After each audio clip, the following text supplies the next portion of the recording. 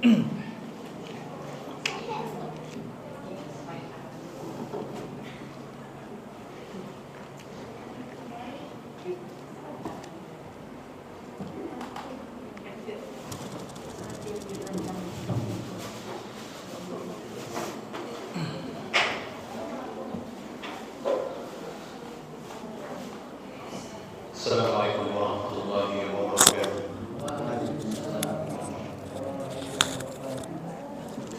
Alhamdulillahi rabbil alamin wa bihi nasta'inu ala umuri dunya waddin wa nashhadu an la ilaha illallah wahdahu la syarika lah ilahul awwalin wal akhirin wa nashhadu anna Muhammadan abduhu wa rasuluhu as-sadiqul amin sallallahu alaihi wa ala alihi wa ashabihi at-tayyibin at-tahirin wa man sara ala nahjihi ila yaumiddin amma ba'd. Allahumma la sahla illa ma ja'altahu sahlan wa anta taj'al hazna idza syi'ta sahlan. Allahumma inna nas'aluka ilman nafi'an wa rizqan thayyiban wa amalan mutaqabbalan. Ya Allah, kami memohon kepada Engkau, meminta kepada Engkau ilmu yang bermanfaat, rezeki yang baik, dan amalan-amalan yang diterima. Amin ya rabbal alamin. Kaum muslimin jamaah musalla alhamdu, Bapak Ibu sekalian yang semoga selalu diberkahi dan dirahmati oleh Allah Subhanahu wa taala. Alhamdulillahirabbil alamin. Kita bersyukur kepada Allah Jalla Jalaluh atas segala limpahan rahmat dan karunia-Nya, sehingga pada malam hari ini kita masih diberikan kesempatan untuk bertemu kembali dalam rangka kita sama-sama menjalankan salah satu kewajiban kita sebagai seorang muslim, yaitu kewajiban untuk menuntut ilmu agama. Dan itu wajib bagi seorang muslim. Makanya Allah Subhanahu wa taala mengatakan dalam surah Al-Asr, ya wal asri, demi masa, demi waktu asar, innal insana lafi khusr, sesungguhnya manusia itu seluruhnya dalam rugi, kerugian. Tidak pandang bulu jemaah, mau anda laki-laki, mau anda perempuan, mau anda PNS, pegawai, ataupun apapun profesi anda, kita semuanya divonis rugi gitu, divonis akan celaka. Tapi ada pengecualian, illa ladzina amanu wa amilus shalihat wa tawassaw bil haqqi wa tawassaw bis sabr.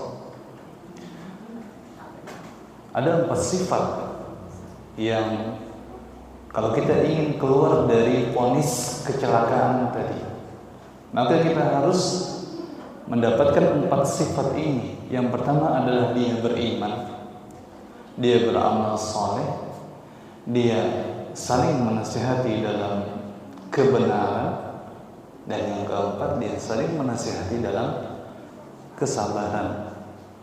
Yang disimpulkan oleh Syekhul Islam Syekh Al-Mujaddid Muhammad bin Abdul Wahhab, beriman di sini maksudnya diantaranya adalah ilmu, yaitu dengan menuntut ilmu. Kenapa? Karena tidak mungkin seseorang beriman kecuali dia tahu terlebih dahulu, kecuali dia berilmu terlebih dahulu, baru dia beriman. Bagaimana dia mau mengimani suatu hal sedangkan dia tidak tahu? Bagaimana dia mau mengimani Allah Subhanahu wa taala sedangkan dia tidak kenal dengan Allah Subhanahu wa taala?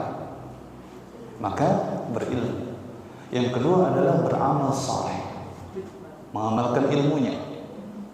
Yang ketiga adalah at-tawasi bil haqq, saling menasihati dalam kebenaran, atau beliau bahasakan dengan berdakwah. Dan yang keempat adalah saling menasihati dalam kesabaran. Berdakwah jemaah bukan tanggung jawab ustaz semata, bukan, tapi kita semua. Semua kita wajib untuk berdakwah, tentunya sesuai dengan kapasitas masing-masing. Ustadz oke lah dia tampil di depan menyampaikan secara langsung kita, maka kita berusaha menunjang dakwah tersebut, mengambil andil dari dakwah tersebut, ikut menyebarkan dakwah tersebut. Makanya dalam surah Yasin disebutkan ada seorang laki-laki yang hidup di zaman umat terdahulu. Waja'a min aqsal madinati rajulun yas'a. Ada seorang laki-laki datang dari tempat yang jauh, yas'a, datang berusaha. Qala ya qaumi ittabi'ul mursalin. Dia mengatakan, wahai kaumku, ikuti itu para rasul. Dia menyuruh kaumnya untuk mengikuti para rasul yang Allah kirimkan kepada kaumnya. Di sini jamaah, lelaki ini meskipun dia bukan pemeran utama dalam dakwah, dan pemeran utama dalam dakwah ini adalah para rasul yang Allah kirim. Ya. Para rasul yang Allah kirim itulah pemeran dakwah yang utama, yang menyampaikan secara langsung. Tapi dia juga ikut andil jamaah, ikut menyebarkan dakwah rasulnya, menyuruh kaumnya, itu ikuti kalian, itu para rasul, kalian ikuti. Walaupun dia tidak berdiri di paling depan langsung menyampaikan, kata Allah Subhanahu wa taala, qila dakhulul jannah. Dikatakan kepada dia, masuklah di dalam surganya Allah Subhanahu wa taala. Bisa jadi pian jamaah, bukan pian yang menyampaikan secara langsung. Pian hanya sekedar misalkan men-share di status, di mana apa yang disampaikan Ustaz misalkan. Sekarang kita zaman sekarang mudah sekali dapat potongan atau seorang Ustaz bikin video dakwah, video tentang ilmu, sebarkan. Bisa jadi itu menjadi salah satu orang lain mendapatkan hidayah lewat kita menyebarkan, kita pun dapat kebaikannya. Maka dakwah ini jemaah adalah tanggungan kita semuanya, bukan tanggungan Ustaz semata. Tapi sesuaikan dengan kapasitas kita. Dan yang terakhir adalah tawasi bis sabar, saling menasihati dalam kesabaran. Kenapa disebutkan sabar oleh Allah Subhanahu wa taala? Karena 3 hal. Yang pertama jemaah, kalau seseorang tidak sabar, jatuh. Orang mau menuntut ilmu, duduk, capek, mendengarkan, kadang misalkan mic-nya tersunging-sunging, sabar. Beramal saleh juga sabar. Berdakwah pun juga harus sabar juga. Makanya saling menasihati dalam kesabaran itu pun menjadi hal yang penting, dan Allah sebutkan di dalam ayat yang mulia ini. Kaum muslimin, kemudian salawat serta salam semoga tercurah untuk baginda kita Nabi kita Muhammad SAW, kepada para sahabat, istri-istri beliau, putra-putri beliau, dan para pengikut beliau hingga akhir zaman kelak.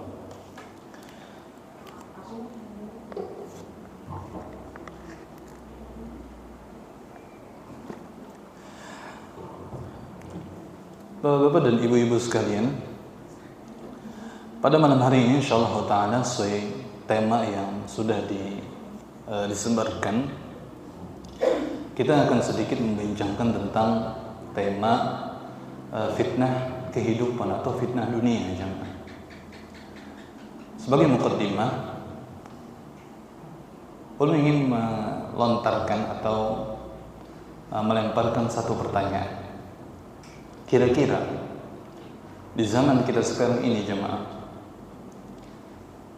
ketika kita melihat di sekitar kita ataupun melihat di HP kita, melihat di dunia nyata, melihat pula di dunia maya gitu, entah itu media sosial ataupun apapun, Ulun yakin pian insyaallah punya WA atau punya akun-akun media sosial lainnya. Ketika kita memperhatikan sekitar kita, kira-kira yang kita lihat, yang kita dapati, yang sampai kepada kita, atau yang kita baca di berita-berita, itu kira-kira banyak hal yang buruk atau hal yang baik? Ulun pengen jawab dengan jujur. Kira-kira banyak yang buruk atau yang baik? Banyak yang buruk. Yang lain? Pak? Buruk atau baik? Pian Bang?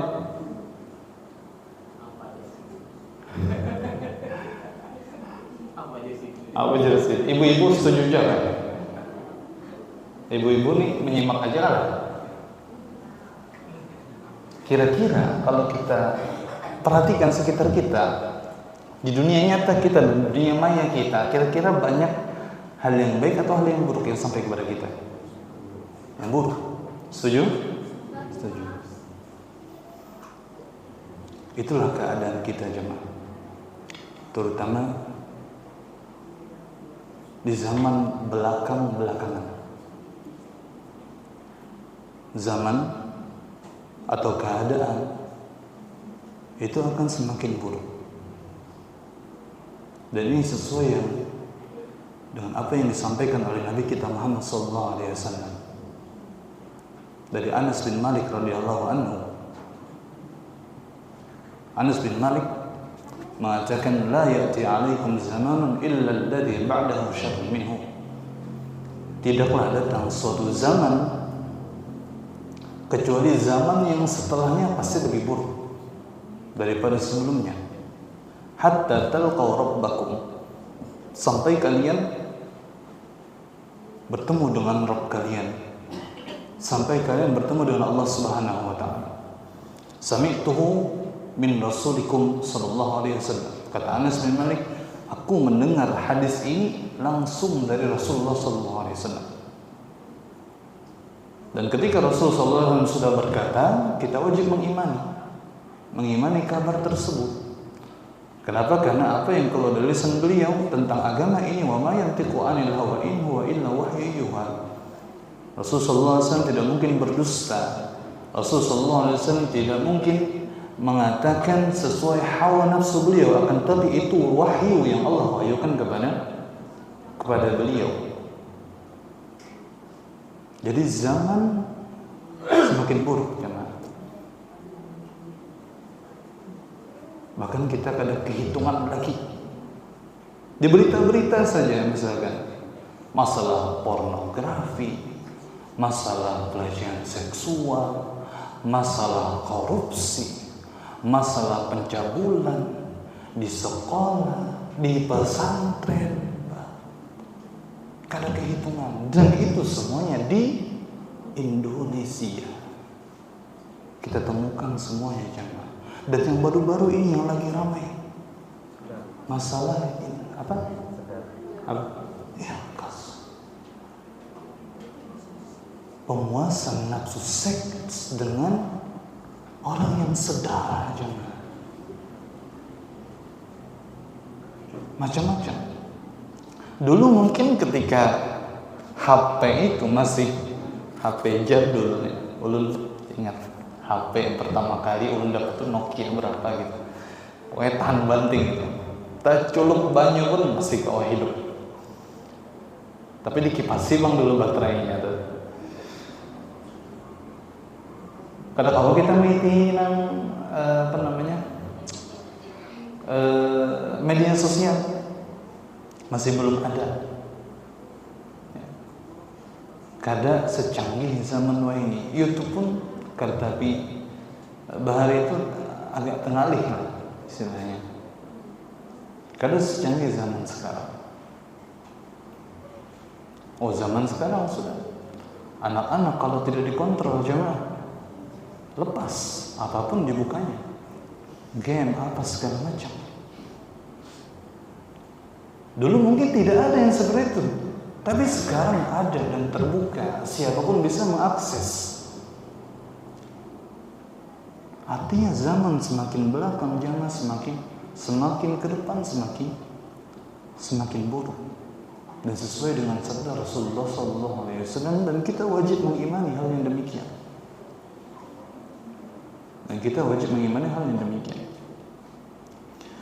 Bahkan ya, di bulan Maret 2005 kemarin ya, disebutkan bahwa Indonesia darurat pelecehan seksual. Itu yang ketahuan, belum yang nggak ketahuan gitu.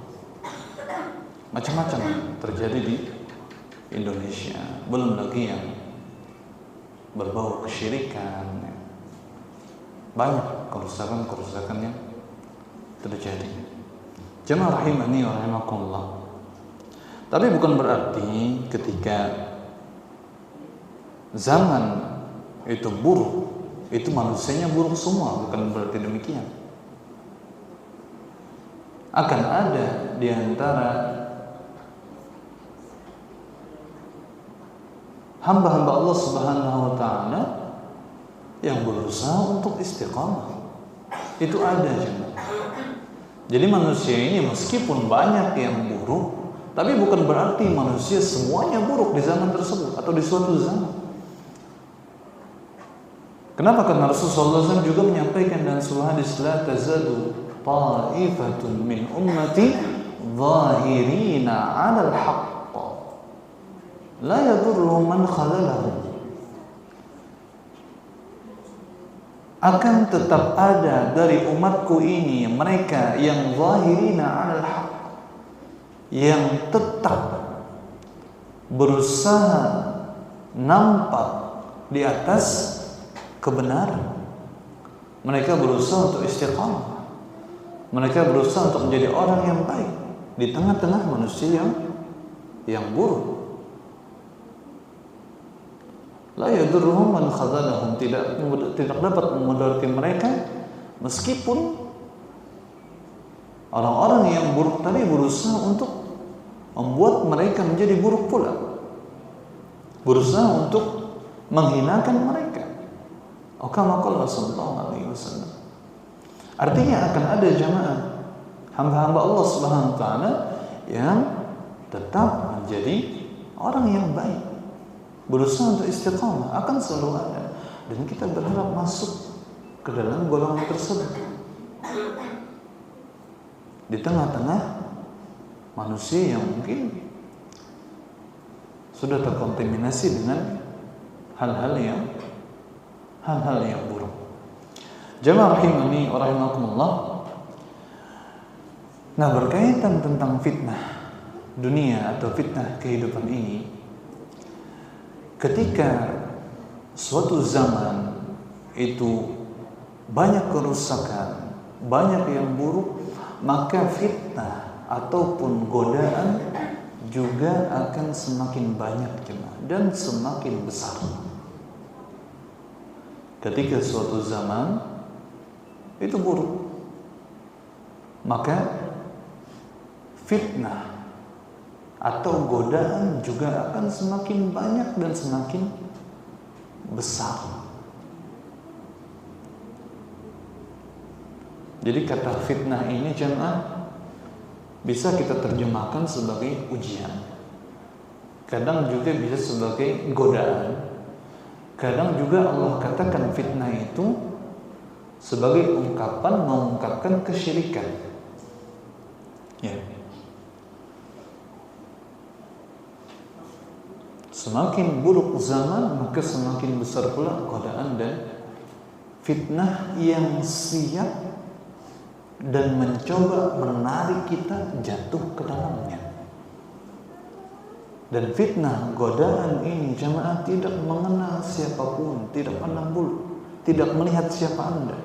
Mau Anda ustaz, mau Anda apapun profesi Anda, mau Anda penuntut ilmu, mau Anda tukang sampah, apa segala macam, semuanya kena. Makanya mungkin kita dapati ada orang yang mungkin hafal Quran, tapi ternyata kelakuannya jauh sekali dari Al-Quran. Hafal hanya sekedar di lisan, bisa membaca dengan bagus, tapi dia tidak sama sekali memahami maknanya, atau bahkan mungkin paham, tapi dia tinggalkan Al-Quran tersebut. Ada. Jadi fitnah godaan ini tidak mengenal, tidak memandang siapa Anda. Dia akan datang dan terus datang sesuai dengan perkembangan zaman. Kalau zaman semakin buruk, maka godaan fitnah juga akan semakin besar dan semakin kuat dan semakin banyak.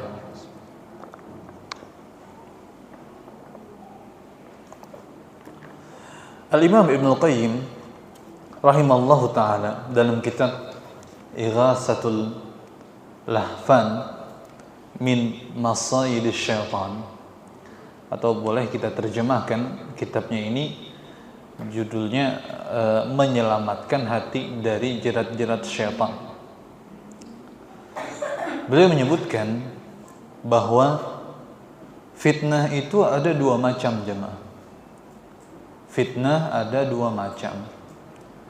Ada fitnah asy-syubuhat, ada fitnah syahwat.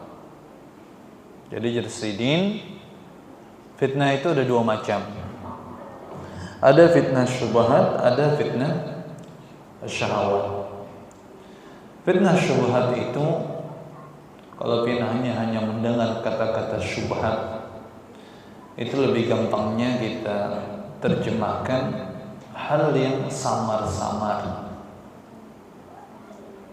tidak tahu hal tersebut betul atau tidak, samar-samar tadi.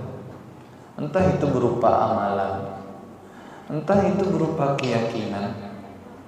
Kita mendengar misalkan seseorang menyampaikan statement yang mengandung keyakinan dan kita nggak tahu ini betul atau tidak, itu samar-samar. Atau syubhat ini juga bisa kita maknai salah dalam memahami agama yang benar, atau dia salah paham dengan entah itu perintah Allah, entah itu dengan larangan Allah, dia salah paham.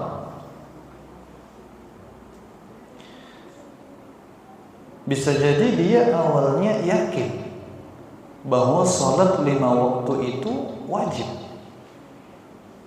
Itu yang dia pelajari dari SD, SMP, SMA.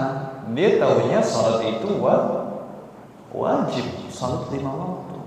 Ketika lulus SMA, pengajian apa gitu. Di pengajian itu disebutkan olehnya misalkan ikamlah namunnya sudah sampai tingkatan nang ini kada wajib lagi sholat. Ikamlah kada apa-apa sholat 5 waktu itu ditinggalkan asal ikam tetap yakin ini tuh wajib misalkan.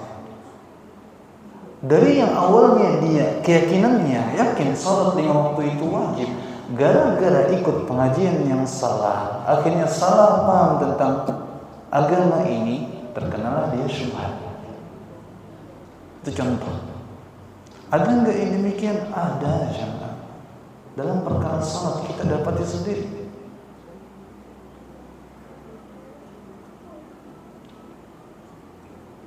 Itu contoh dari syubhat.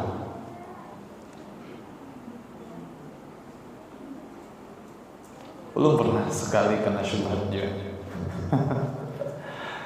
Dan itu pengalaman yang istilahnya jarah sudah gitu. Jadi dulu sempat penasaran dengan pemahaman kelompok Mu'tazilah. Akhirnya coba lihat apa dulu video kalau nggak salah. Jadi video ini jadi pemikiran Mu'tazilah gitu. Pokoknya dalam video itu disampaikan begini gitu tentang etetat keyakinan. Kita melihat karena penasaran sampai dalam jadi bujur juga karena disampaikan ini.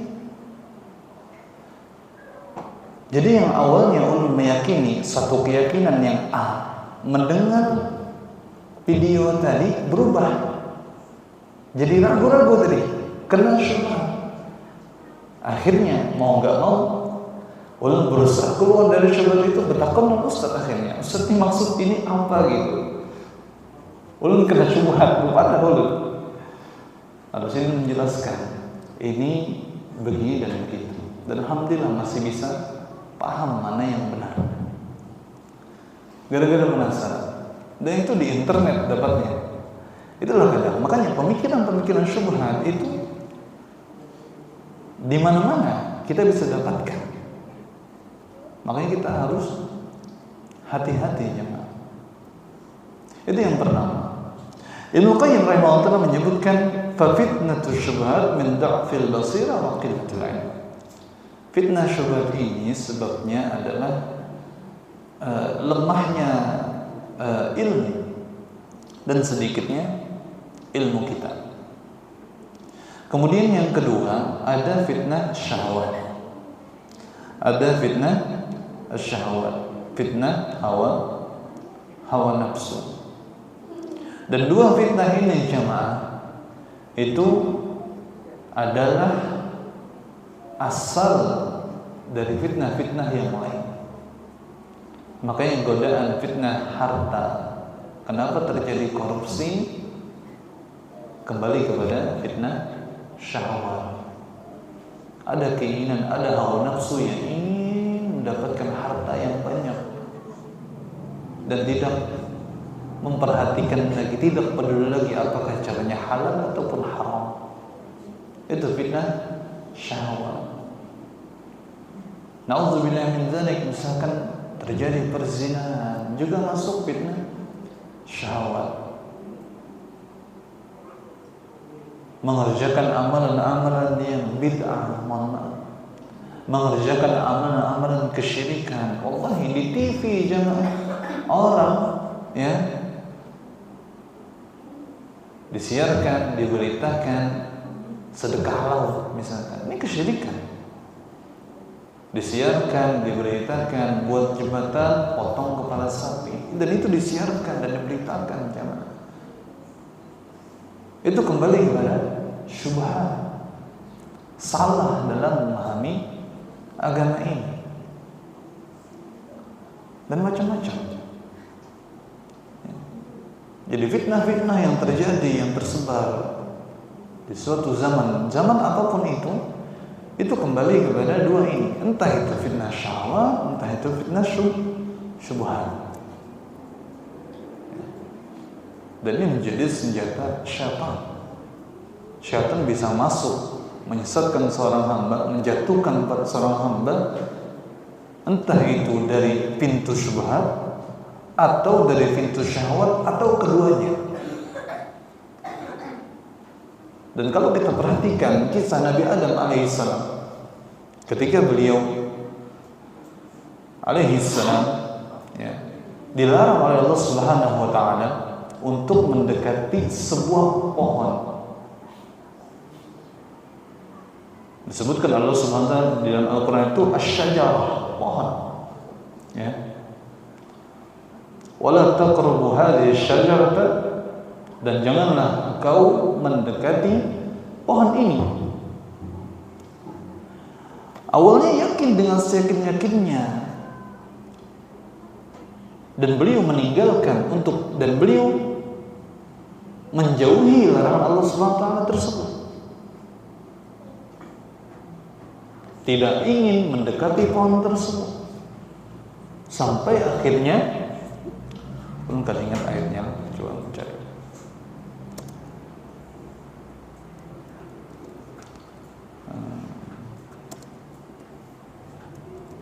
Tilkum asy-syajarah. Asy-syajarah. Sebentar.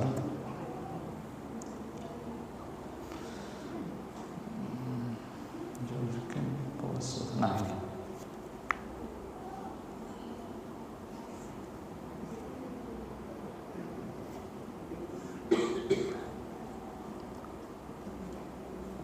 Dan surah Al-A'raf ayat 20 disebutkan, fawaswasa lahum asy-syaitanu liyubdiya lahum ma wuriya anhuma min sawatihima wa qala ma nahakuma rabbukuma an hadhihi asy-syajarah illa an takuna malakin aw takuna minal khalidin. Syaitan membisikkan pikiran jahat kepada keduanya, kepada Adam dan Hawa, untuk menampakkan kepada keduanya apa yang tertutup dari mereka. Lalu syaitan mengatakan, Rabbmu Allah Azza wa Jalla tidak melarangmu untuk mendekati pohon ini, melainkan supaya kamu berdua tidak menjadi malaikat atau tidak menjadi orang-orang yang kekal. Syaitan datang dengan godaan syubhat. Allah Azza wa Jalla melarang Nabi Adam dan Hawa mendekati sebuah pohon. Kemudian syaitan datang memberikan waswas dengan mengungkapkan ungkapan yang tidak sesuai fakta. Datang dengan pemikiran untuk meragukan Nabi Adam AS terhadap larangan tadi. Dikatakan oleh syaitan, Allah Azza wa Jalla tidak melarangmu mendekati pohon ini, melainkan supaya kamu berdua tidak menjadi malaikat atau tidak menjadi orang-orang yang kekal. Pemikiran syubhat jemaah yang syaitan melontarkan kepada Nabi Adam. Dalam ayat lain disebutkan,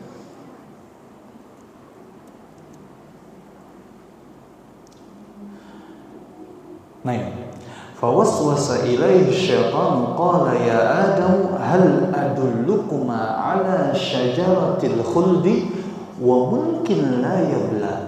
Kemudian syaitan dalam surat Taha ayat 120 membisikkan pikiran jahat kepada Adam dengan berkata, wahai Adam, maukah engkau saya tunjukkan kepada kamu pohon khuldi dan kerajaan yang tidak akan binasa. Disebut pohon khuldi jemaah. Jadi namanya yang ditakuni, pohon apa yang atau buah apa yang dimakan oleh Nabi Adam sehingga Nabi Adam dikeluarkan dari surga? Penjawab pohon khuldi. Sama pian mengumpati penamaan dari siapa? Kenapa? Karena yang menamakan pohon itu sebagai pohon khuldi itu siapa? Syaitan. Allah SWT tidak menyebutkan pohon khuldi. Allah cuma mengatakan sebuah pohon, sudah selesai. Tapi oleh syaitan diiming-imingi dengan kata-kata yang indah, pohon kekekalan. Kalian pemikirannya dirusak, dikasih syubhat oleh syaitan. Sejak Nabi Adam jemaah ini menjadi perangkap syaitan, syubhat. Ini salah satu ciri kadang yang bahkan digunakan oleh manusia zaman sekarang, melabeli hal-hal yang buruk yang dilarang oleh agama dengan kata-kata yang indah. Riba disambat apa? Bunga itu bagus kadang? Bagus. Benar kadang? Terjadi. Mohon maaf, pelacur disebut PSK, pekerja jemaah. Pekerja itu baik ya, orang bekerja cari nafkah. Itu salah satu cara syaitan, syubhat. Nabi Adam alaihissalam disebutkan oleh Ibnu Katsir rahimahullah taala ketika digoda oleh iblis dengan syubhatnya tadi, beliau awalnya tidak mau. Kemudian iblis juga menggoda Hawa, dan Hawa yang pertama kali terpedaya dengan godaan iblis. Lalu kemudian Hawa menggoda Nabi Adam. Nabi Adam diajak oleh istrinya, ada kecintaan yang besar kepada istri beliau, sehingga lupa dengan larangan Allah Subhanahu wa taala, jatuh ke syahwat, mendahulukan cinta kepada manusia di atas kecintaan kepada Allah Subhanahu wa taala. Syubhat dan syahwat jemaah. Tapi kisah ini jangan kita jadikan pelajaran. Nabi Adam bertobat kepada Allah Subhanahu wa taala. Fatalaqa Adamu min rabbih kalimatin fataba alaihi. Doanya disebutkan Allah Subhanahu wa taala apa? Rabbana zalamna anfusana Wa illam taghfir lana wa tarhamna lanakunanna minal khasirin. Dan Allah SWT menerima taubat Nabi Adam alaihissalam. Namun kejadian itu kita jadikan pelajaran. Artinya sejak dulu sudah ada jamaah syubhat dan syahwat. Nah, kita harus berhati-hati. Jamaah rahimani wa rahimakumullah. Ini kenapa lakas barang haus? Udah minum lah. Kurangan cairan nih. Minum sedikit-sedikit ini kan berasa.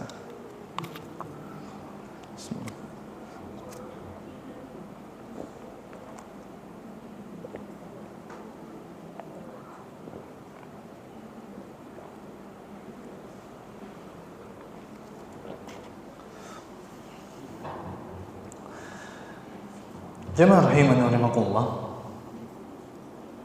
Maka dalam menghadapi godaan, entah itu godaan syubhat atau godaan syahwat, yang dua godaan ini jemaah sangat mudah kita dapatkan di zaman sekarang, terutama di HP kita, itu terkumpul dalam syubhat dan syahwat. Tinggal bagaimana kita bijak dalam menggunakannya. HP ini jemaah seperti ujar dosen-dosen ulun, seperti pisau yang bermata dua. Kalau dia bermanfaat, tapi bisa jadi itu juga bisa jadi bukan lagi manfaatnya yang kita dapatkan, tapi keburukan kalau kita tidak bijak dalam menggunakan HP kita. Kalau HP kita digunakan untuk hal-hal yang bermanfaat, sangat memudahkan dan bermanfaat bagi kita. Tapi kalau digunakan untuk mencari keburukan, juga sangat bermanfaat untuk mencari keburukan, dan itu nyata. Maka tinggal kita bagaimana kita manfaatkan HP kita ini dengan sebaik-baiknya jemaah. Kemudian yang ingin saya sampaikan, maka kita perlu mempersiapkan diri kita, jiwa kita dalam menghadapi zaman yang semakin hari semakin buruk jemaah. Bagaimana kiat atau usaha yang dapat kita lakukan agar kita selamat atau agar kita terhindar dari godaan-godaan ini atau fitnah-fitnah ini, baik fitnah syubhat ataupun fitnah syahwat. Maka di antara usaha kita atau kiat-kiatnya yang pertama jemaah, tidak lain dan tidak bukan adalah berdoa. Itu mau kada mau jemaah. Kita ingin mendapatkan kebaikan dan kita ingin terhindar dari keburukan.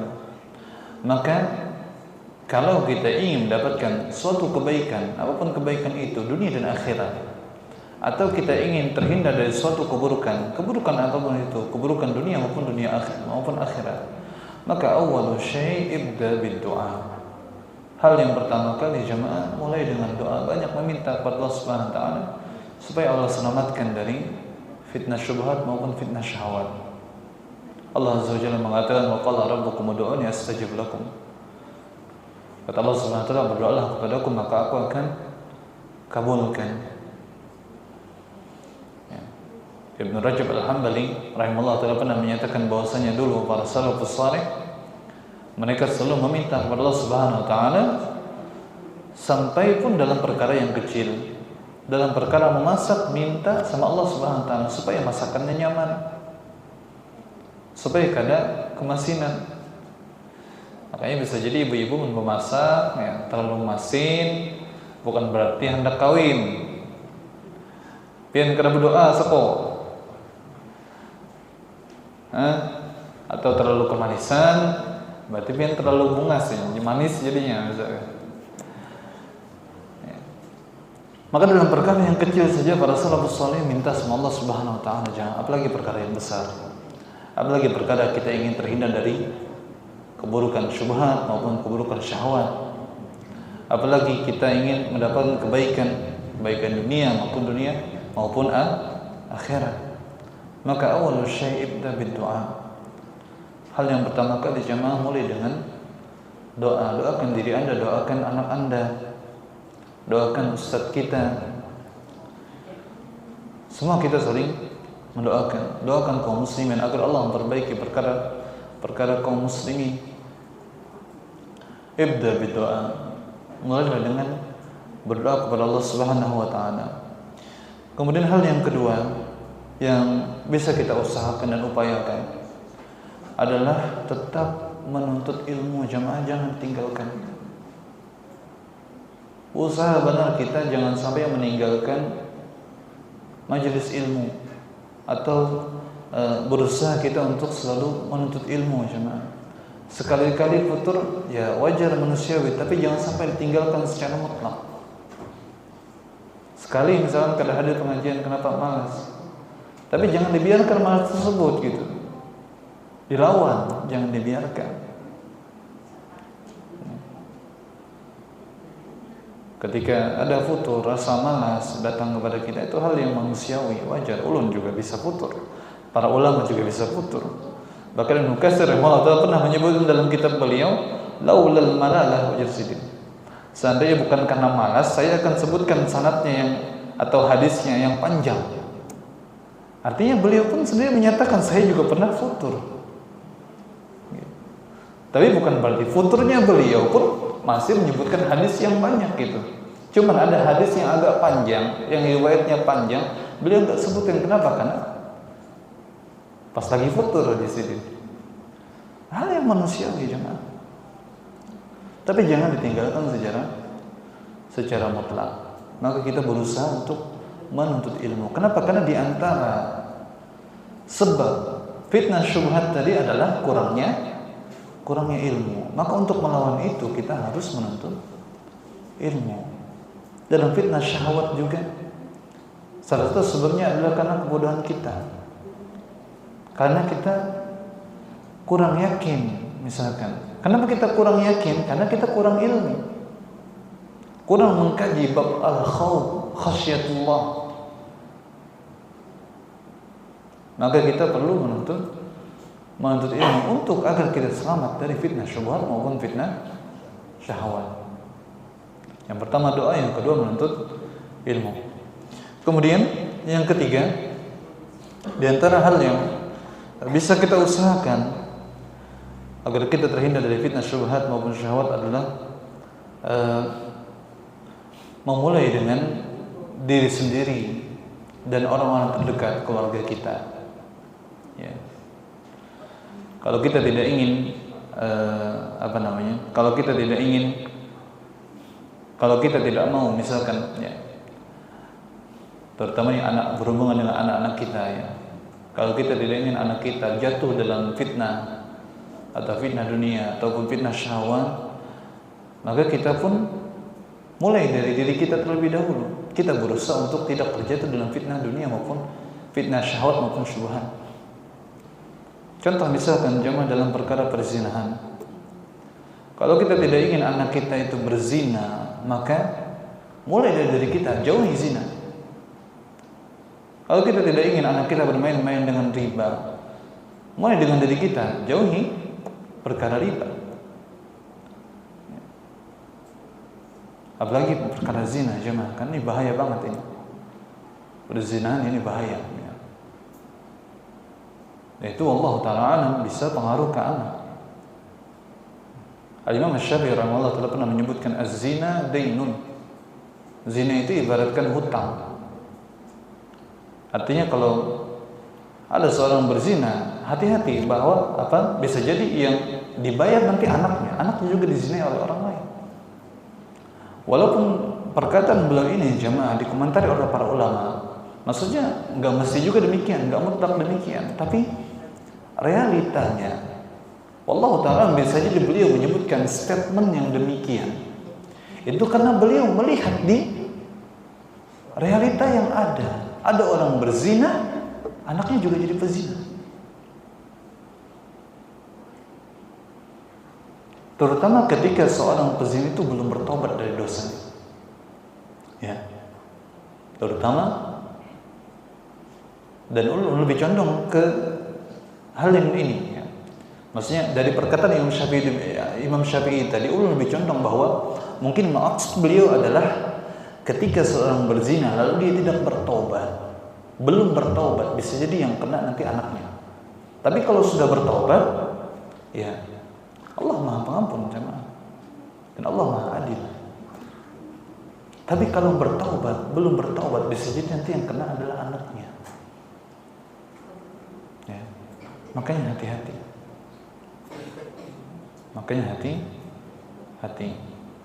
Nah, kalau ada yang pernah terjatuh dalam perkara zina atau perkara riba, atau segera taubat jemaah. Itulah salah satu cara untuk menyelamatkan anak keturunan kita dari perbuatan tersebut pula. Segera kita bertaubat. Meskipun tadi tidak mutlak jemaah. Tidak mutlak ketika orang berzina atau berbuat riba, kemudian anaknya juga berzina juga berbuat riba juga, enggak mutlak demikian. Cuman ketika seorang belum bertaubat, khawatirnya bisa jadi kena. Dan itu bukan karena ada istilah karma, bukan. Kita nggak kenal dengan istilah karma, cuma. Tapi dalam Islam kita punya kaidah al-jazaa' min jinsil amal, bahwa balasan perbuatan itu tergantung amalan perbuatan kita. Dan ini tidak sama dengan karma yang diistilahkan oleh sebagian orang atau pemahaman yang tidak benar. Dan Allah lebih tahu tentang yang terbaik untuk kita. Jemaah rahimani rahimakumullah, itu yang ketiga. Maka mulai dengan keluarga kita, diri kita dan keluarga kita. Allah Subhanahu wa taala mengatakan, ya ayyuhalladzina amanu qu anfusakum wa ahlikum nar. Wahai orang-orang yang beriman, lindungilah diri kalian dan keluarga kalian dari api neraka. Dan ahl di sini lebih khusus lagi adalah anak dan istri. Keluarga di sini, kata al-ahl di sini, kata keluarga di sini lebih khusus lagi anak dan istri kita. Lindungi diri kita, anak-anak dan istri kita. Qu anfusakum wa ahlikum nar. Dan kita berharap mudah-mudahan dari keluarga kita ini, kemudian yang B juga dengan mulai dari keluarganya, yang C juga mulai dari keluarga itu terbentuk komunitas, sehingga bisa jadi kalau sudah menjadi komunitas masyarakat itu baik, semuanya akan mudah terhindar dari fitnah syubhat dan syahwat. Dan kebalikannya jemaah, kalau suatu komunitas sudah rusak, maka fitnah dan syubhat semakin mudah dilegalkan malah. Pian tahulah di Belanda itu menjadi negara nomor 1 pertama kali yang melegalkan nikah sejenis. Lakian kawin lawan lakian, ada buku nikahnya. Bayangkan di Belanda tahun 2001 bulan April. Kenapa belum tahu? Karena belum belajar. Karena itu dibahas di pas kuliah ya. Jadi di kuliah kan ngambil hukum keluarga di S2 di UIN Antasari, bahas masalah pernikahan di berbagai negara, salah satunya Belanda. Nah, salah satu yang dilegalkan di Belanda itu pernikahan sejenis, dan itu menjadi negara nomor 1 jemaah.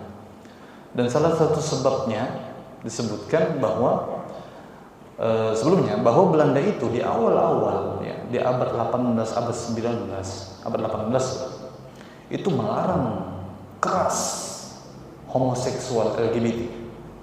Bahkan ditetapkan peraturan yang ketahuan bisa dihukum mati ya. Keras ya. Kemudian di abad 19 ya, mulai agak mengurang. Peraturan hukum mati dihapus. Tapi masih ada yang menentang LGBT, itu masih ada. Semakin berkembang zaman, ternyata semakin rusak. Dan orang-orang tadi yang awalnya mungkin cuma 1-2 orang, dibiarkan tambah banyak, tercipta satu komunitas. Komunitasnya buruk, kirim aja satu ke parlemen, bikin undang-undang, atau kirim angkat satu orang, atau pengaruhi orang yang ada di dalam parlemen, sehinggalah terciptalah peraturan pernikahan sejenis dibolehkan. Laki-laki kawin lawan lakian, binian kawin lawan binian, ada cuma kalah lawan kucing dia tahu mana laki mana bini kan. Jujur. Tapi sekali mendapati kucing laki lah, kucing laki. Sekali sudah mendapati. Jujuran. Nah, jujuran ini. Sampai kucing terpengaruh ya. Gara-gara manusianya, misalnya yang pertama kali ini, kucing terpengaruh. Jadi lain manusia meniru kucing, kucing meniru manusia. Nauzubillah, terjadi. Dan ini mudah-mudahan jangan sampai terjadi di negara kita. Di komunitas LGBT itu banyak. Ada di Indonesia itu ada jemaah. Yang menyuarakan LGBT itu ada, bahkan nauzubillah masuk dalam podcast.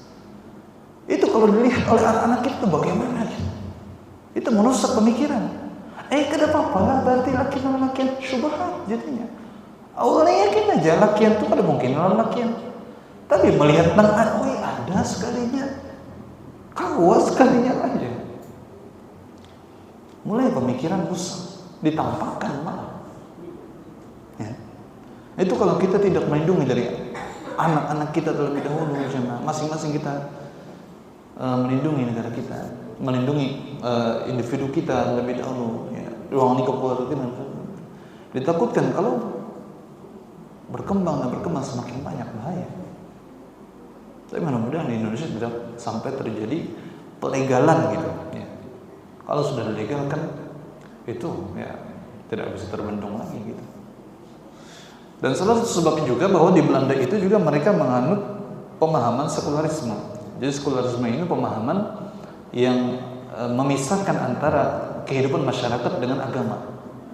Walaupun oke lah agama mereka ada yang Kristen apa segala macam, tapi mereka menganggap agama tidak penting untuk dibuat-buat ke dalam lingkungan masyarakat. Dan hati-hati dengan pemikiran memisahkan agama dengan kehidupan masyarakat. Jangan sampai jemaah. Agama kita itu yang paling penting. Ya. Dan kita khawatir ketika orang ada yang mengatakan, kenapa lah mabuk banalon agama nih? Itu adalah salah satu ucapan yang ingin memisahkan kita dari agama kita aja. Kalau ada yang menyebut, ada yang berani menyampaikan kepada kita, jangan mabuk agama lah, sambat jangan mabuk dunia. Kenapa? Karena perkataan seperti ini jemaah tidak akan keluar dari lisan seorang yang kecuali orang tersebut adalah orang yang mabuk dunia. Maka kita mulai dengan doa lingkup keluarga kita. Kemudian jemaah yang terakhir atau usaha kita yang dapat kita usahakan agar kita terhindar atau selamat dari fitnah syubhat atau fitnah syahwat ini adalah banyak-banyak mengingat mati jemaah. Ketika terjebak dalam syahwat, ingat kalau aku mati nanti apa? Nanti apa kita akan menghadap Allah Subhanahu wa taala. Karena akan ada kehidupan setelah kematian jemaah. Apa yang kita lakukan akan dipertanggungjawabkan. Dan umur kita itu singkatnya, kadalawas ya, paling 60-70 tahun untuk kebanyakan. Ya. Rasulullah SAW yang dalam hadis riwayat Tirmizi, "A'malu ummati ma baina 60 wa 70." Umur umatku ini kebanyakan cuma antara 60-70 tahun. Habis itu apa? Meninggal kan. Ya. Nabi Muhammad SAW wafat umur 63 tahun. Abu Bakar As-Siddiq wafat sekitar 60-61 tahun. Umar bin Khattab radhiyallahu anhu wafat 63 tahun. Ini manusia terbaik, manusia terbaik jemaah wafat 60-70 tahun. Utsman bin Affan agak panjang sedikit, sekitar 80-81 tahun. Ali bin Abi Thalib 60-61 tahun. Rata-rata 60-70. Sedikit yang lebih dari itu, walaupun ada, tapi sedikit. Tapi kebanyakan 60-70. Sesuai dengan sabda Rasulullah SAW. Dan banyak juga yang sebelum itu. Banyak 40 tahun. Pun bisi kawan semalam tuh meninggal tahun semalam. Ya. Dan itu diliput ya di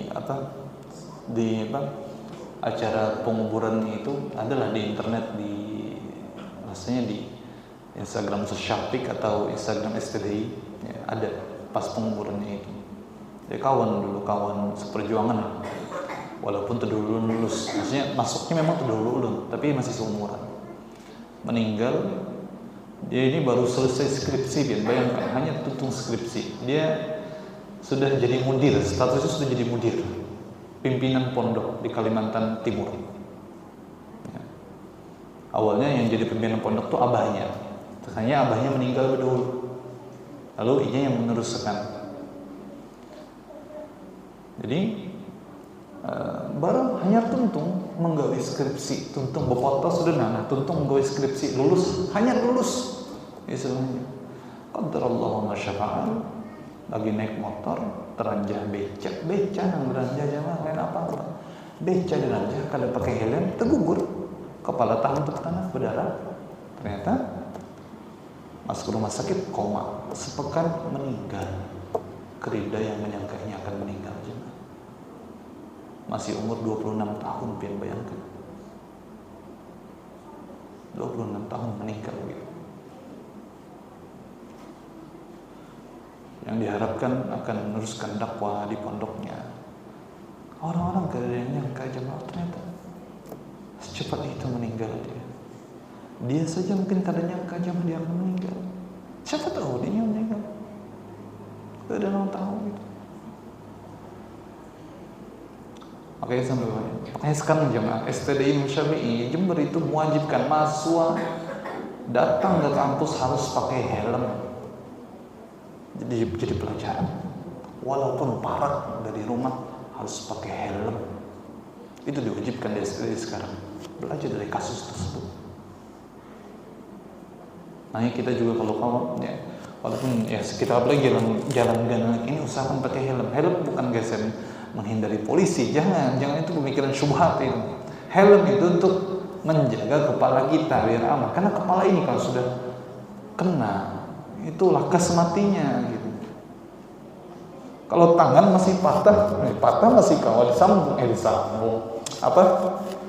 Dipet, digips masih kawal nyambung. Kalau kepala patah dia apa? Makanya penting. Jadi helm itu bukan untuk menghindari polisi, tapi untuk menjaga keselamatan kita. Kita berusaha, oke lah kita akan mati sama. Tapi helm kada helm mati juga, bocor ya mati juga, sama aja. Cuma kita berusaha tadi.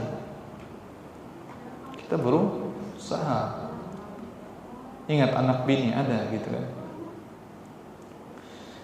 Nah itulah ya. Maka banyak kita lihat kematian. Kata Rasulullah SAW, aksiru dzikra hadhimil ladzat.